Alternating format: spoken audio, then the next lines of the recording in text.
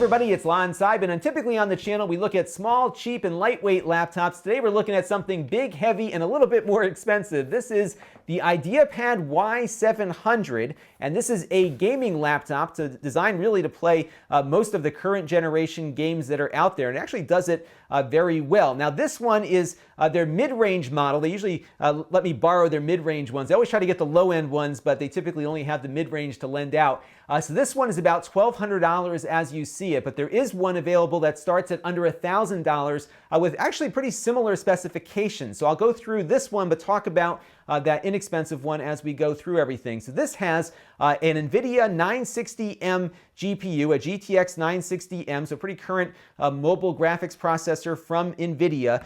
This one has 4 gigabytes of video RAM. The $1,000 version has the same GPU but less video RAM. So that entry model has 2 gigabytes of VRAM. This one has 4 gigabytes, and some games will make use of that memory, especially for giving you a little bit better image quality, so you have to decide if that is important for you or not.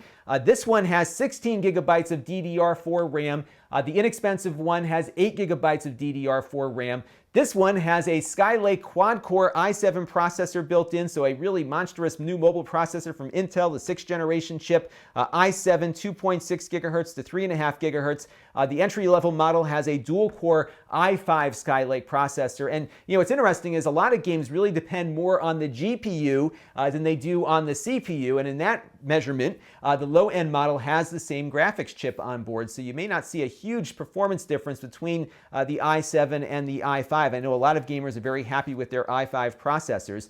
This one has 2 drives built in. It's got a 120 gigabyte SSD for the system drive, and then it also has a 1 terabyte traditional spinning hard drive for storage, and you can put games on the SSD also if you want. So you have a couple of games that you play a lot, you maybe put those on the SSD, and the ones you play occasionally you can put on the slower drive. It doesn't appear to be easily upgradable, but I would imagine you can pop open the bottom of the case here and get that hard drive replaced if you want. The entry-level model comes with a 500 gigabyte traditional spinning drive, no SSD, so you can kind of get a feel for some of the differences on there. Now this one has a 1920 by 1080p touchscreen display. It's very fast and responsive, as you can see here, so I'm very pleased with that. IPS, very good viewing angles. It doesn't have a lot of glare to it either, so it's not a real shiny screen, more of a matte finish compared to some of the shinier laptops that we've looked at. The entry-level model also has a 1920 by 1080 display, but no touchscreen on there. They also have a Quad HD version of the display, so a higher resolution display, but I actually recommend for this size, the 15-inch here, I think the 1080p display is just fine, and the GPU is really geared towards 1080p gaming, and I think you'll get a much better experience with the less expensive 1920 by 1080 display. So you do have a lot of options for configuration, so I hope this made sense comparing the mid-range to the low end. Very similar, I think, in what you'll see in performance as we move through the rest of the review here. They all have the same stuff inside, though, as far as the ports are concerned. You have a USB 2.0 port here, a memory card slot for plugging in a camera or other kind of SD memory card, headset adapter here if you've got a traditional analog headset.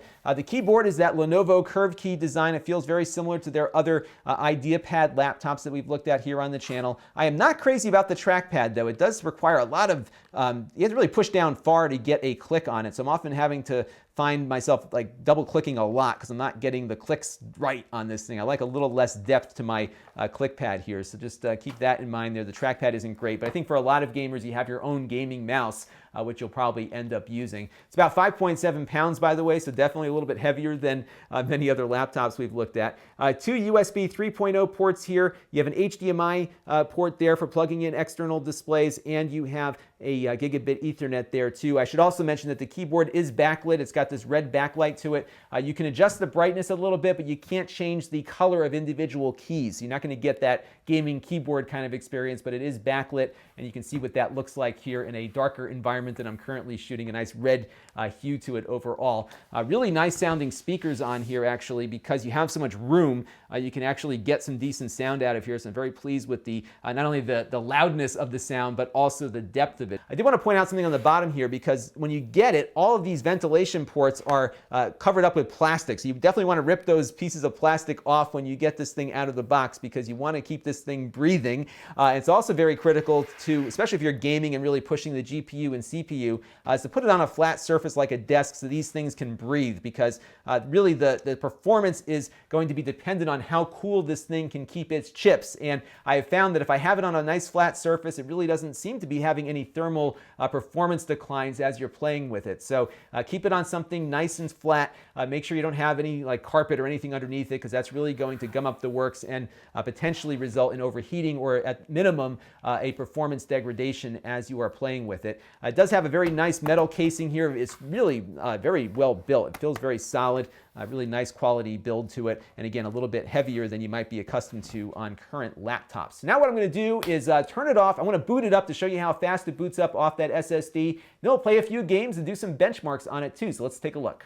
All right, let's boot it up real quick. Remember, this is running with that solid state drive, so it's going to boot a little bit faster than the one that costs less than $1,000 might, but it does come up very, very quickly with that solid state drive. However, there's a bunch of stuff that gets loaded up here along with the operating system. So I'll pop open my little window here. So of course we get the NVIDIA thing and the Bluetooth drivers and whatnot, but Lenovo's got some software that they load in. They have an optimizer.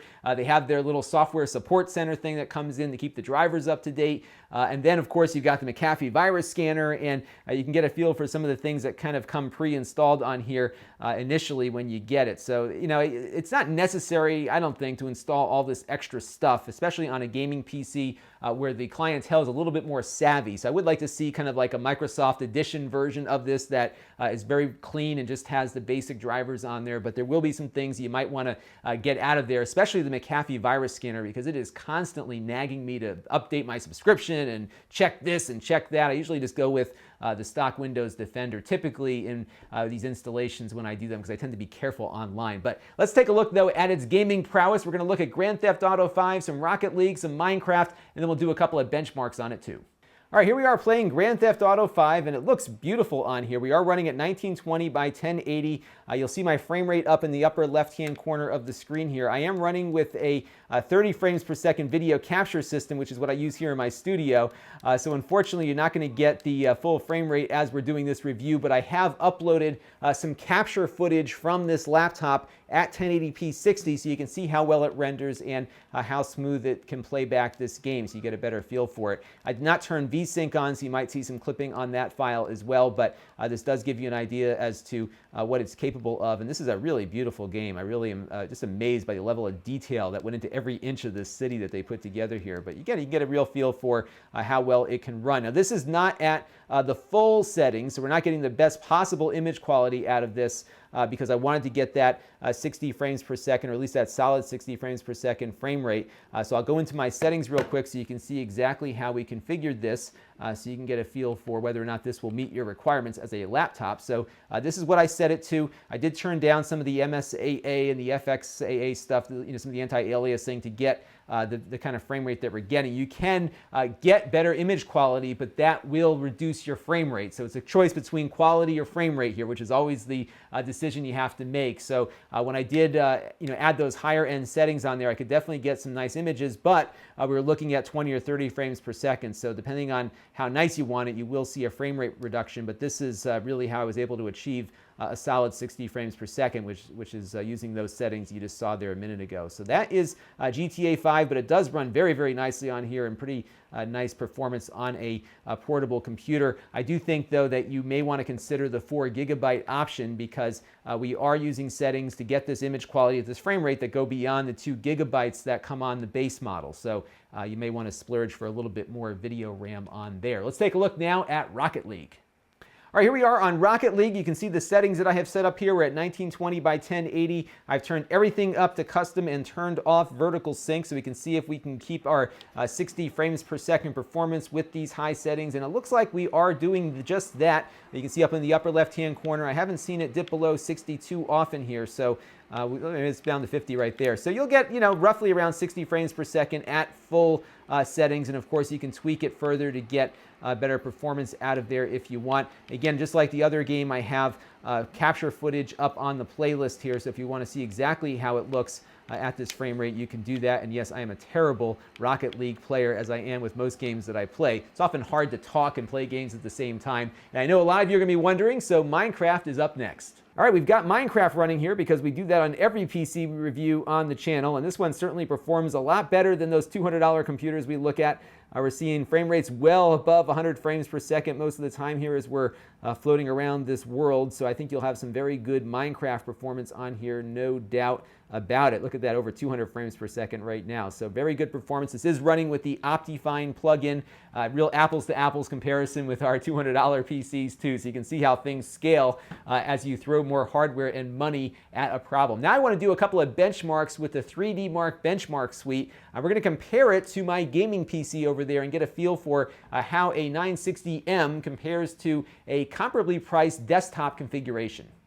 All right, here we are running the CloudGate test. This is kind of a mid-range test, and this usually chokes all of our sub-$200 PCs when we run it, but here we're getting some decent frame rates in the mid-hundreds, which is very, very good. If we compare that, though, to my desktop PC running a GTX 970, of course, a much more powerful graphics processor, we get a score of 27,396 on that desktop compared to 17,421 on the laptop here. But look at that physics score, where the desktop with a processor that's almost double the clock speed is only about 5 frames per second faster in physics than this laptop part is. So you get an idea as to just how fast these processor developments are moving, and I do think that this laptop does keep up very well, especially when you consider the price point.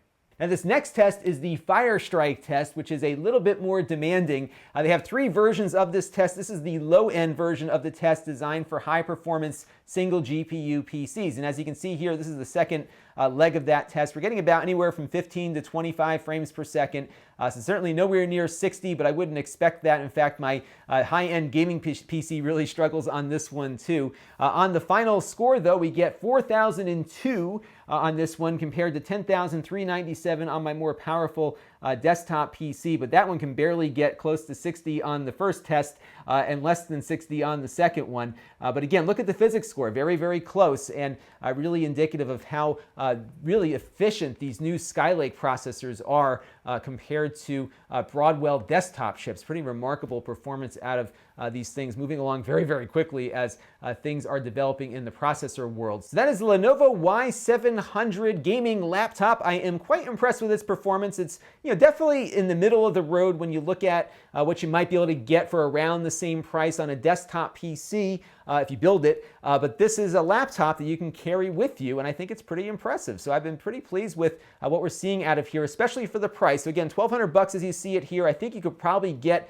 that 4GB GPU with a slightly slower processor and a little less RAM, maybe a smaller hard drive for less than that. So I think you could easily get close to $1,000 and get this kind of performance out of it, and I think it's running quite nicely. What's really been interesting too is that even though it's running for a long period of time here, I'm not seeing some of the thermal drop-off in performance. I think if we really hit it with a crazy benchmark for an extended period of time, maybe, but I've been keeping those air vents clear, and it seems to be doing pretty well there. So I think it's a good value.